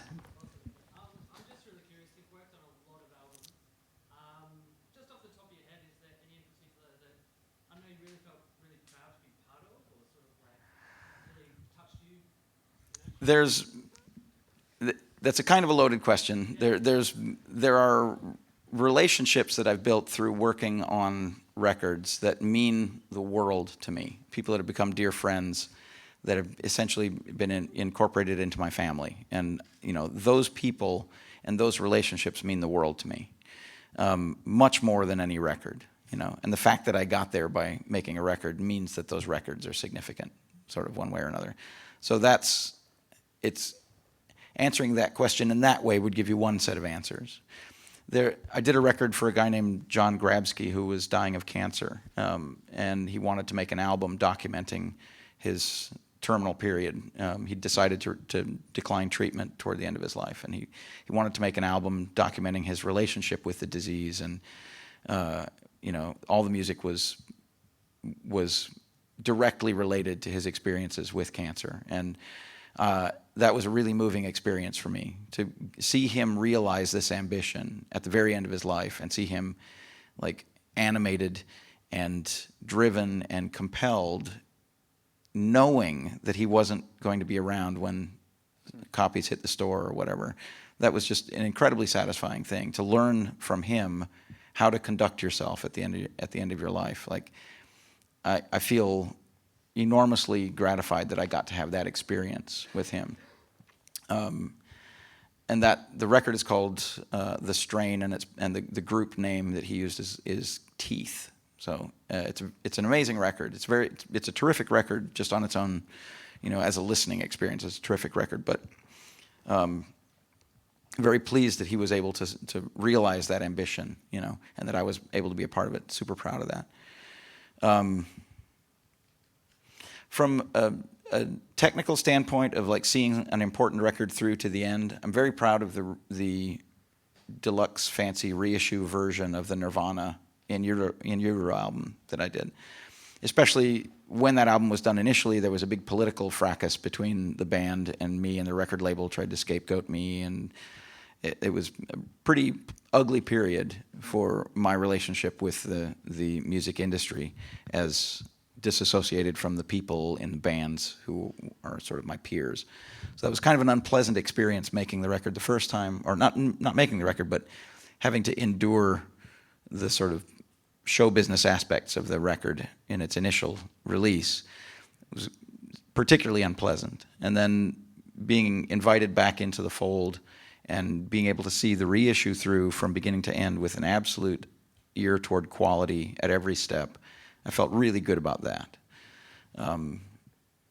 It was gratifying to know that like they were right in the beginning to make the kind of record they wanted to make, despite everybody telling them that they were going to tank their career and blah, blah, blah. It was gratifying to see like the long cycle of time sort of validate all their decisions, and it was gratifying to be a part of sort of respecting all of that in a way that I thought was true to their intentions from the beginning. So that was pretty gratifying. Okay, someone all the way at the back. Could you talk a little bit about the psychology of actually making a record and engaging with people in the studio in a personal sense? Well, because I come from from a band background myself, I feel quite comfortable in the company of musicians, or and I feel like I understand the dynamic that exists inside of a lot of bands, or there may be sort of categorical versions, but I feel like I get what it's like to be in a band, and I feel like I can communicate with people in a band in a fairly organic fashion. Is that what led you to make the aesthetic that you have? It led me to? Is that sort of what led you to the aesthetic of truthfulness and, I guess, Yeah, I mean, it all boils down to having respect for the band as a social entity, and as a significant artistic vehicle. In some sense, the record business thinks of the record as the end product. Like the record is what matters. That's what's going to get sold in the stores, and that's what's going to make us our money, right? That's what matters. The band is just a fucking name that's on the record. The band is just a means for us to get a record out, right?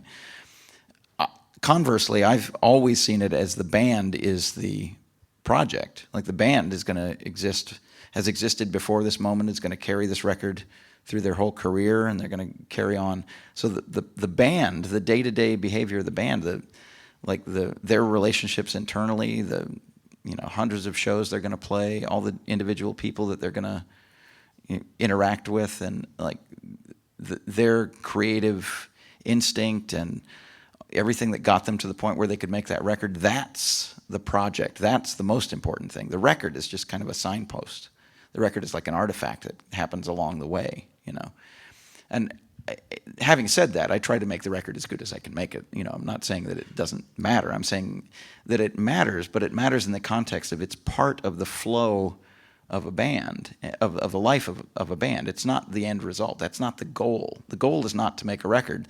The goal is to have an awesome band, and then there are some good records in there along the way. It's sort of like if you get married, eventually you may settle down in a house, and then your house you may have to put up a mailbox, and the mailbox will be how people, when they drive up to your house, they recognize where your house is because of the numbers on the mailbox, whatever. The marriage is not about the fucking mailbox. The mailbox is just how people find where you are, and that's what the records are. The records are like a way for people to get into your thing, like what the band does, like the way they like. There's a big thing in the States now, these jam bands, like they play hundreds of shows, they play for hours, the music goes on forever, there's no beginning, there's no end, and that the experience of being in that crowd and in that scene with those bands is quite different from just like hearing a song. It's like they're sort of embedded in this thing that goes on all day, all night, could go on for weeks, and I feel like that, like all bands to a degree are like that, like from their beginnings in the rehearsal room until they finally, sort the laundry and call it quits. Like there's a whole story there. And that, to me, is the most important thing. That's what I care about. Like when I think about the bands that I like, I don't think about the records, picking the record up and putting the record on. I think about all of the ideas that flow through that conduit of their music and what kind of people they must have been, and what their parties would have been like, and can you imagine the smell in that van and things like that, Becky Whitten, you ask a question at every session I host, so why break the habit of a lifetime?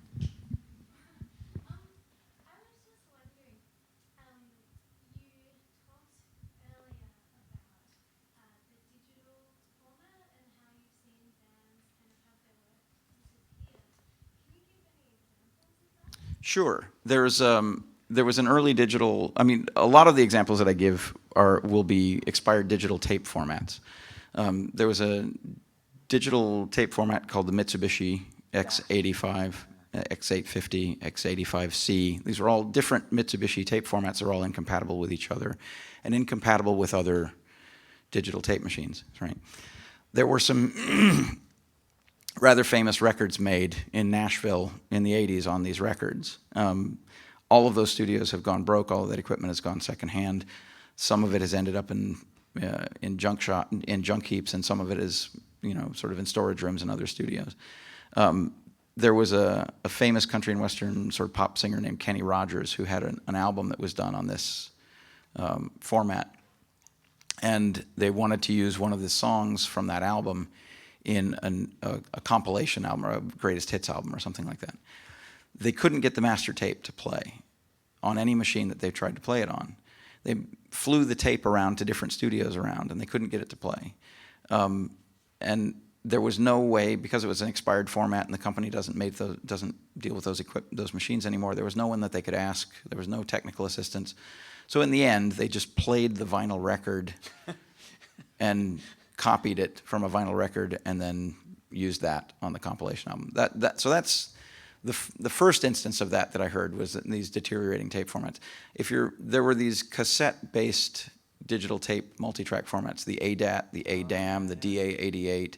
They used a videotape technology that was just flimsy little crappy video cassette with metal particle tape on it for digital recording.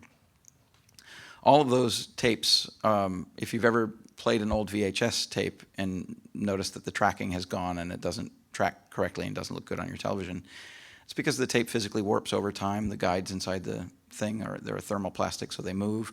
All of those problems sort of prevent digital recording from tracking correctly and being reproduced. And the smallest of those formats was called the DAT, and that was the digital audio tape. It was a small cartridge and has all of those same problems embedded in it and magnified, pardon me, because it's physically much smaller. So those are the tape formats that have gone bad. But there were also early digital computer file formats that are no longer supported. There was a digital recording platform called the SoundStream that recorded data on 9-track data tapes, open reel data tapes. But that was a delta modulation rather than pulse code modulation. So if it got the first bit wrong, then it couldn't follow itself through the rest of the recording, things like that. These are specific examples that they're not that enlightening, but they, except to demonstrate the sort of principle that digital technologies are all proprietary.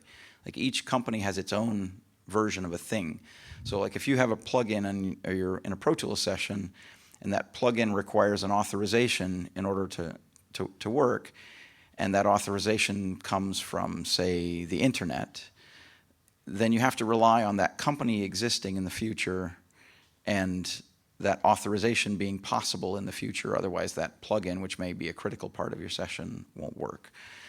If you have a session that's stored as a session, but you can't find an appropriate computer to boot that session up on, and at the point that you need to do it in the future, that'll be an archaic computer, then you'll also need to have the appropriate revision of the Pro Tools or whatever sound software you have, and it will also have to have its authorizations and all that sort of stuff. I don't know if they still use the iLock, but that was a real pain in the ass when somebody would lose the dongle, and then the whole session would have to come to a halt while everyone crawled around looking for the dongle. All of those things, those are all the points of fragility. But the main thing that makes analog recording so robust is that it's an open format. Every tape machine in the world can play anybody else's tape from anywhere in the world. There's a kind of a famous story of a recording studio in the pre-perestroika in the Soviet Union in Russia. You couldn't just buy Western technology. You couldn't just order it and have it shipped to you. You had to get all kinds of like permissions and import visas and shit for equipment. So there was a studio in St. Petersburg that wanted to get an Ampex tape machine to use for multi-track recording. They were denied permission to import a tape machine. But they had gotten somehow, black market, they had gotten a set of schematics and technical drawings for this Ampex tape machine. So the chief engineer at the studio and a friend of his who was a machinist set about building their own Ampex tape machine. And so from scratch, they built an entire working multi-track Ampex tape machine in a garage, or in what passes for a garage in Soviet Russia. I don't know what it means. And that became the centerpiece of their studio, and that tape machine was still in use in the 1990s.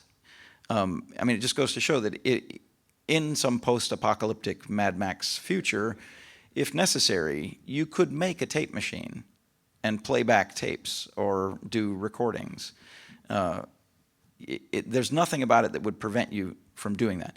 You could not go with a set of technical drawings into a garage and make a Pro Tools and an appropriate era Macintosh and somehow fashion from bent nails and wire an iLock and a dongle, but so it's an extraordinarily robust format, and that's in contrast to the sort of necessary obsolescence of computer software and computer technologies. I mean, computers are made redundant by future computers becoming more powerful. So then software is written that takes advantage of all the new power in these new computers, making the older stuff redundant.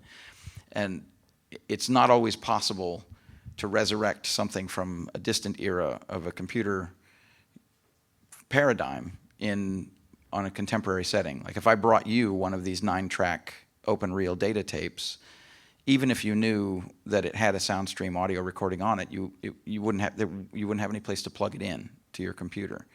And if somebody brings you a DVD of a session from the 90s in 15 years, when there is no physical place for you to put a DVD on any computer that is around, it maybe that explains the fragility of digital archiving. I did a little talk at a librarian conference in Wisconsin not that long ago, and archiving is a big thing with librarians. I don't know if you know any librarians, but they're really, really aware that having a digital version of something is not the same as having the thing, you know. I'll give you one rather significant contemporary example. In journalism, the record used to be the physical copies of the printed matter, like print the newspapers, and they go to the libraries and they get stacked up. And then if somebody wants to see what was in the newspaper on a certain day, they can go and find that newspaper and actually read it, right? And if somebody were to manipulate it, it was like if somebody were to like cut some articles out or cross some things off, then it would be obvious that that had been done, because the newspaper would be like cut out or marked up or whatever. There's a music criticism website from Chicago called Pitchfork. Oh, yeah. And Pitchfork has been around since the 90s. When they first started, they didn't have that many writers. One of the writers on their staff wrote some, at the time, sort of significant reviews of some historically important records that came out. And so those reviews have since acquired a sort of a journalistic weight because they were critical assessments at a period when the music was active, right? This writer got into a beef with Pitchfork, like started bad rapping them in social media and sort of hounding the individual writers, and the Pitchfork decided that they would deal with it by expunging this writer from their entire history. Like, so now everything that he's written for that website has just been eliminated. It's just been made to vaporize. And if you didn't know that it was there before they got rid of it, you'd have no way of knowing that it had ever been there. It's not like if you'd gone into the stacks at the library and seen that somebody had torn articles out of a magazine or whatever. Having something in the digital paradigm is not the same as having a thing. It's information, it's data, you can search it, you can use it, you can send it back and forth. It's very useful, very fluid, but it's not permanent. And it can be made to go away accidentally or intentionally, and you will never know what has been lost because there's no evidence of the thing that is not there. There's no evidence of a lack, I guess is the way I'd put it. That was a really long-winded answer. I'll take one really quick one. Santi, this is definitely the last question because Steve's very busy and is going to be moving on.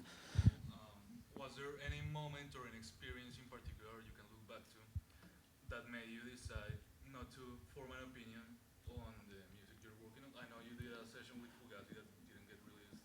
Yeah. Because you guys were enjoying yourselves too much, but weren't too happy with the end results. Yeah. So, I mean, that was part of it. It's been the notion that I shouldn't be getting emotionally attached or involved in the music or forming opinions about the music.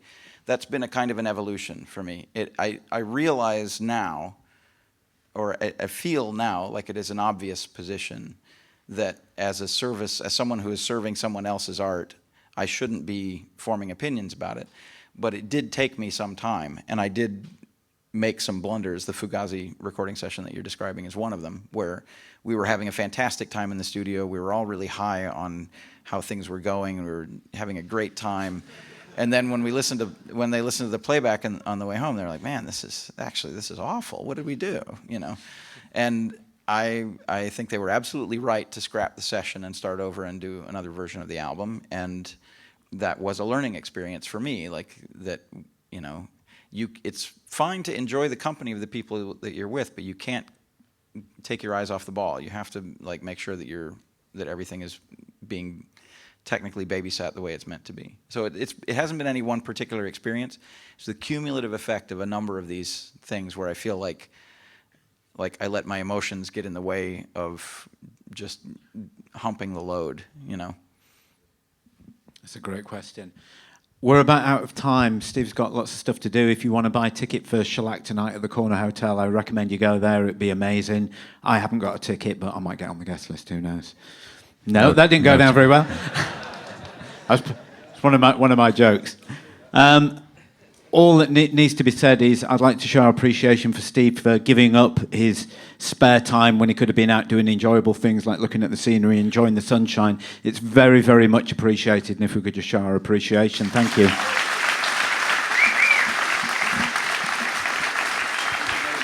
So I just want to, I appreciate being asked to come and talk to you guys, and I really enjoy talking and sharing this sort of stuff.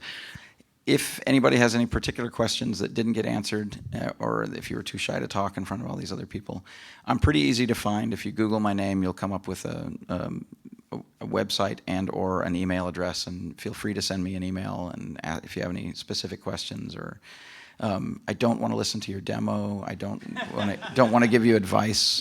You know, I don't want to listen to your thing and tell you what you did wrong.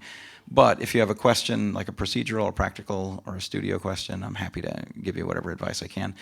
There's you may find more information on the forum at our studio. There's electricalaudio.com. There's a forum that has a bunch of really smart people on it, and they can solve a lot of problems, especially as pertains like things that aren't my area of expertise, like construction and instruments and instrument repair and amplifiers and things like that. There's a bunch of hobbyists and a bunch of professionals on there, so you can get questions answered there fairly quickly as well. So I just wanted to let you know that you don't need to like scratch me off of your to-do list having just had this conversation.